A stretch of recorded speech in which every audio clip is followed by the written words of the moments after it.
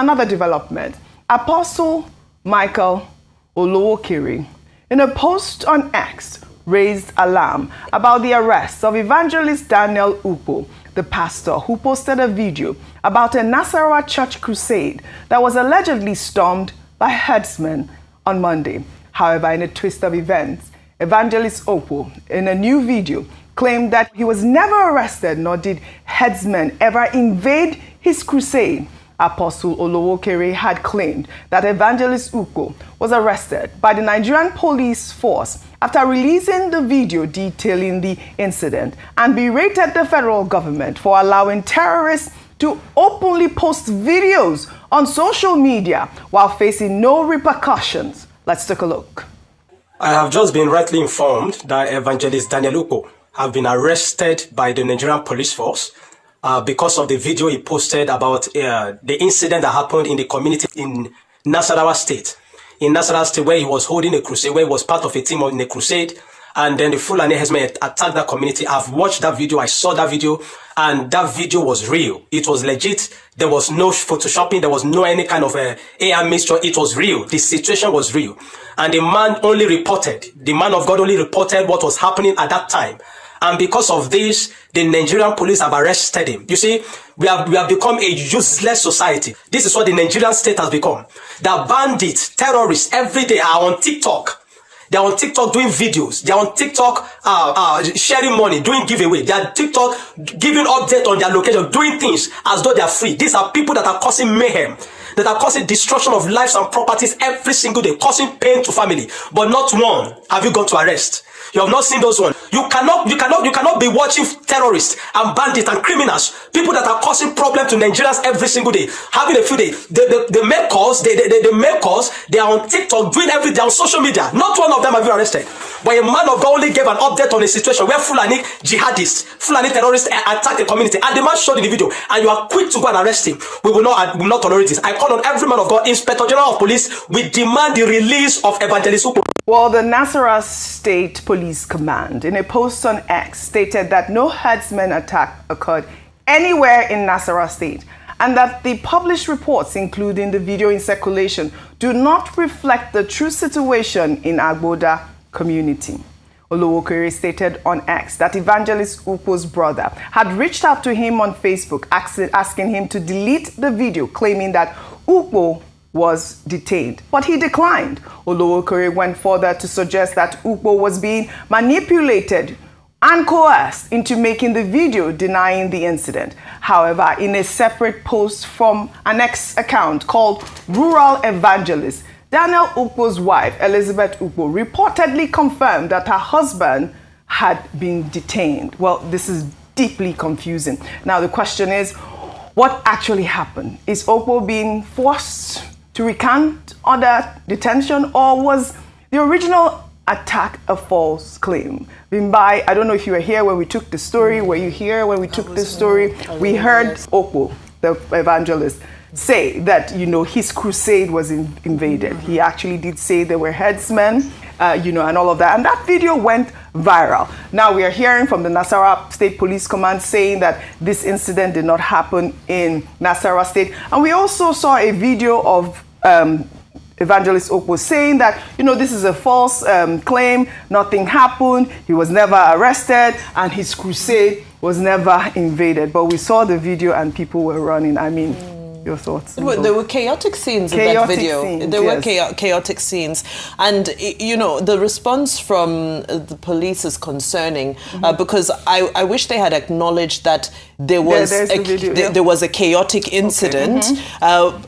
Even if they're saying that they are debunking that it was herders, but we can see that there was some sort of commotion that transpired there. So, well, it's unfortunate because, you know, it's his word against theirs, but we have the video. We have the video, and there was commotion. There was something happening and there. We have him saying there's commotion and concern. Invasion on his crusade. However, Oji, what my concern is that when it comes to Showore, we are able to write to X and Facebook and demand that he take down certain posts that he made because they feel that those posts are inflammatory or insightful. But when it comes to bandits on TikTok, we are unable to write to TikTok to say, can give us the details of these people, because they are most likely using VPNs, so you can't really track them directly like that. But what you can do is you can write to the platform, and the platform has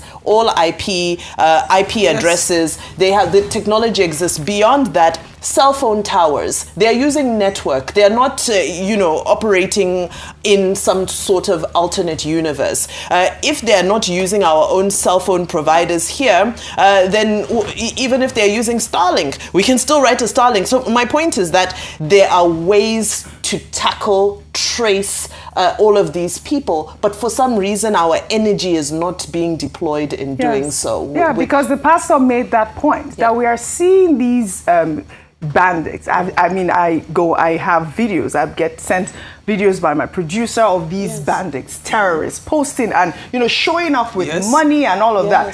Why is it that the security agencies don't go after those people, but quickly go after rr0r or one of those sort of? Your thoughts on this story before I move to the next one? I think the reason why they do so is because it's easier to do that than to tackle the real problem. And it's almost similar to what we were talking about previously with Governor Bago, him talking about peripheral issues when you should be talking about the main issue. And I think that in this instance, this is another example of doing the easiest thing, which is trying to stifle the speaking out or punishing people. And it sets a really dangerous precedent, because you would think that he would be commended for putting his own life at risk and making sure that there is proof that something has happened in our community. You can see all of the people running around. You can see people on motorcycles. Everyone is scared. Okay, let's put this on the internet. Let's record this. Let's share this with the world. Share this with our local community. Share this with the police. And for that to be the reason why he is apprehended, and then all of a sudden we're now hearing him say that, oh, actually that didn't happen, or I didn't. It stinks from top to bottom. It does appear as though he is being coerced into changing his testimony, and it's unfair. And like I say, it sets a very dangerous example, because the next time something like this happens, someone will feel reluctant to share what is happening in their backyard, because it seems as though we have set a precedent that the witness is the criminal. And that shouldn't be the case ever. Well said, well said. Meanwhile, in Edo State, a shocking new video has surfaced online showing a husband and his pregnant wife being held at gunpoint by terrorists in the middle of a forest. The video was posted on Thursday by activist Harrison Gwaminishu. In the video, the terrified couple appealed to the public for help, saying that their kidnappers are demanding 50 million naira, but that their families are not able to raise the money and are only able to raise 7 million naira. Some viewers might find this video distressing. Viewer discretion is advised. Let's take a look.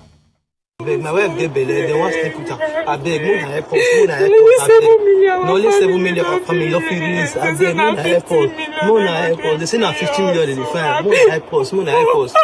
This is where my brother and his wife were kidnapped last night. The both of them, around the hours of 7 to 8. He was coming back from town yesterday in his house when they kidnapped him and his wife. According to somebody that was at home, he said he saw Fulani men taking them inside the bush. This is the bush where he was taken into. This is the place where we saw their footprints. Our younger brother that was at home yesterday, he saw them. So he was the one that called us. Before we got to the environment, they were already gone. Well, this is the latest in a number of kidnappings for ransom that we have seen from Edo State. We have not yet seen a statement from, the governor of the state, Monday Pueblo, or from the Edo State Police Command. But Gwaminishu has said that he has, alerted the federal and state government to act swiftly on their behalf. We have seen videos from this activist, Harrison Gwaminishu, who's been doing a fantastic job helping to rescue our kidnapped victims. Now we are seeing these vulnerable people, being kidnapped. In Niger State, there was a pregnant woman kidnapped. Now we're seeing these people in the forest. He's there crying, saying they are demanding 50 million naira. You saw where they live. Where are they going to get 50 million naira from? And you know, the Senate have been pushing. I believe Adam Soshomole recently said that this kidnapping thing is a money-making venture that we really need special forces to tackle. Absolutely.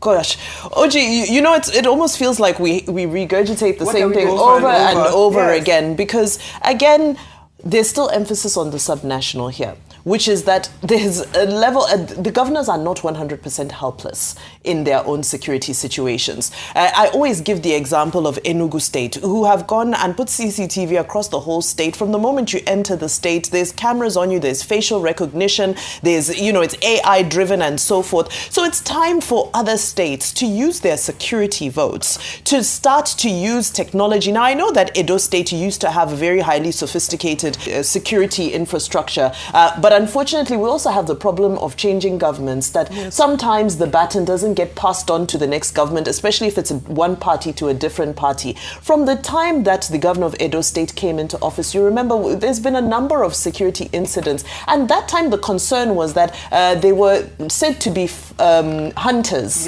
who were moving out of the state, and that unfortunate incident with the vigilantes happening. So now here, where we are having movements of various groups of people, it's very important for a state to be able to recognize when people enter the state, whether they are harmful or they are harmless. And as I summarize, technology again, these people are uploading videos. They're uploading videos. Yes. When the army was accused of posting a video, a picture that was old to report a new development, they brought out the metadata of that picture and they said, look, this is the data of this image. Yes. So the army is capable. They're capable. Yes. So why are we not doing it? So I just need a push in the right direction, because I believe the things we need to achieve this, they're readily available, but we need a push in the right direction. Yes, I mean, we are, you know, I thought it was important to highlight this story also for a response from the Edo State government. This is the second sort of abduction that has happened within maybe, 2 months? But we would like to get a response from the Edo State government on what they are doing with this story. And also, you know, kudos again to Harrison Gwaminishu. He's been working with security forces. We also implore for the Edo State government to, you know, work with this young man who's had his technology advancement in rescuing people in the forest. Well, we pray for them to return safely, healthy and sound.